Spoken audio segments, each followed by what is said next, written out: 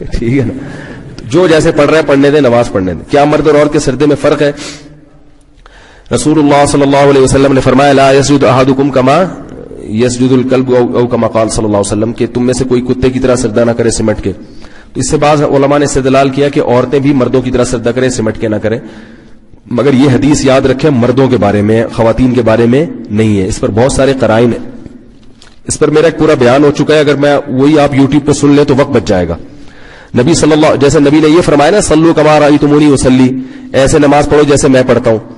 تو لوگ کہتے ہیں بھائی جیسے نبی نے نماز پڑھی تو عورتیں بالکل اسی طرح سجدہ کریں. تو یاد رکھو حج کے بارے میں بھی یہ خذوا انی مناسککم, حج کا طریقہ مجھ سے سیکھو, یعنی جیسے میں حج کروں ایسے کرو. لیکن عورتیں جہاں پردے کا معاملہ آتا ہے وہاں عورتوں کو ایسے حج نہیں کرنے کی اجازت جیسے مرد کرتے ہیں جہاں پردے کا معاملہ. نبی صلی اللہ علیہ وسلم صفا اور مروہ کی پہاڑی پر دوڑے ہیں, کسی حدیث میں نہیں ہے کہ عورتیں نہ دوڑیں, مگر پوری امت کا اجماع ہے کہ عورت کو وہاں دوڑنے کی اجازت نہیں ہے, کیونکہ اس میں یہ عورت کے عورت ہونے کے خلاف. یہ نہیں کہ دوڑنا عورت کے عورت ہونے کے خلاف ہے, ویسے نبی اپنی زوجہ کے ساتھ دوڑ بھی لگائی ہے آپ نے, لیکن عبادت میں عورت کی حیا کا عنصر. بھئی ایک جنگ کے موقع پر آپ صلی اللہ علیہ وسلم واپس تشریف لا رہے تھے, تو آپ صلی اللہ علیہ وسلم نے حضرت عائشہ رضی اللہ تعالی, سب صحابہ آگے چلے گئے تھے, آپ اپنی زوجہ کے ساتھ پیچھے تھے, تو آپ نے فرمایا کہ میرے سے ریس لگاؤ. تو حضرت عائشہ کے ساتھ آپ نے دوڑ لگائی, حضرت عائشہ جیت گئی اور نبی صلی اللہ علیہ وسلم پیچھے رہ گئے, کیونکہ ان کا جسم ہلکا پھلکا تھا. کچھ وقت کے بعد آپ صلی اللہ علیہ وسلم نے, جب کافی عرصہ گزر گیا, آپ کے ذہن میں یہ تھا کہ ان کو کیا کرنا ہے, ریس میں ہرانا ہے. یہ نبی کی اپنی زوجہ کے ساتھ محبت کا معاملہ تھا, جو آج کل مارکیٹ میں نظر ویسے لڑکیوں کے ساتھ دوڑ رہا ہے.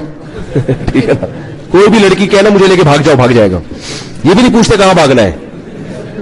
کوئی بھی فون آ جائے مجھے لے کے بھاگ جاؤ, مجھے میرا میاں ظلم کر رہا ہے, میرے ابا ظلم کر رہے ہیں, پوچھتے ہیں بھاگنا کہاں ہے. ٹھیک ہے, ہمارے میں آپ صلی اللہ علیہ وسلم نے دوڑ کا مقابلہ کیا, دوبارہ مقابلہ کیا تو حضرت عائشہ فرماتی ہے میرا جسم بھاری ہو چکا تھا, تو آپ صلی اللہ علیہ وسلم اس دوڑ میں آگے نکل گئے, اور آپ نے فرمایا تل کا بتل کا, اے عائشہ یہ اس کے پچھلے کا جواب ہے یہ. تو لیکن عبادت میں عورت کا جو عنصر ہے وہ کیا ہے, اس میں عورت پناہ جھلکنا چاہیے. تبھی عورت تلبیہ لبیک زور سے نہیں کہے گی, حالانکہ نبی نے کہیں بھی نہیں کہا کہ عورت آہستہ تلبیہ کہے, لیکن حج عمرے میں عورت کیسے تلبیہ کہے گی, آہستہ. عورت احرام نہیں باندھے گی, جو احرام کی چادریں ہوتی ہیں, پراپر ڈریس پہنے گی. وہ چہرہ کا پردہ بھی عورت پر لازمی ہے احرام میں, فرض اتنا ہے کہ کپڑا چہرے پر نہ لگے وہ. اور عورت کے لیے حکم کیا ہے کہ وہ صحیح میں دوڑے گی نہیں, رمل نہیں کرے گی, جو ہے نا سینہ تان کے ہم جو طواف کرتے ہیں, حالانکہ نبی نے عورتوں کو منع نہیں کیا کہ تم رمل نہ کرو. تو کیا پتہ چل رہا ہے کہ عبادت میں احادیث سے یہ پتہ چلتا ہے کہ عورت کا عورت ہونا نمایاں ہونا چاہیے. اور نماز میں تو خاص طور پہ اسی وجہ سے نبی صلی اللہ علیہ وسلم نے عورت کو حکم دیا کہ نماز میں پچھلی صف میں کھڑی ہو. پھر گھر کی نماز مسجد کی نماز سے افضل فرمائے, گھر میں بھی کمرے میں نماز صحن کی نماز سے افضل, حالانکہ صحن میں آنا جائز ہے اس کے لیے, لیکن کمرے کی نماز کو افضل قرار دیا.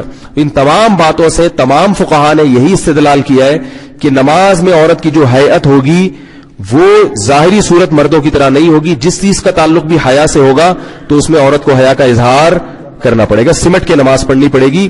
یہی صحابہ کے فتویٰ ہے, حضرت علی کا بھی یہی فتویٰ ہے, ابراہیم نخعی جو مشہور تابعی تھے ان کا بھی یہی فتویٰ ہے, اور چاروں ائمہ کا بھی یہی فتویٰ ہے. امام بخاری کی نے ایک روایت ذکر کی ہے کہ فلاں تابعیہ تھی جو مردوں کی طرح نماز پڑھتی تھی, اس سے بعض لوگ استدلال کرتے ہیں.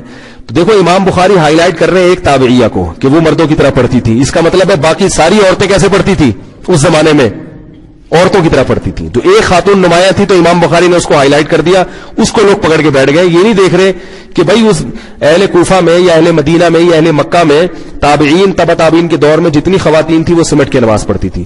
بہرحال پھر بھی یہ مسئلہ اختلافی ہے, کسی کی سمجھ میں آ رہا ہے تو عمل کر لے, نہیں آ رہا تو جیسے آ رہا ہے بھائی, لڑنے کے لیے بھی بہت ساری چیزیں ہمارے پاس, کیا خیال ہے, اور بھی ہیں, اور بھی غم زمانے میں پھڈے کے سوا.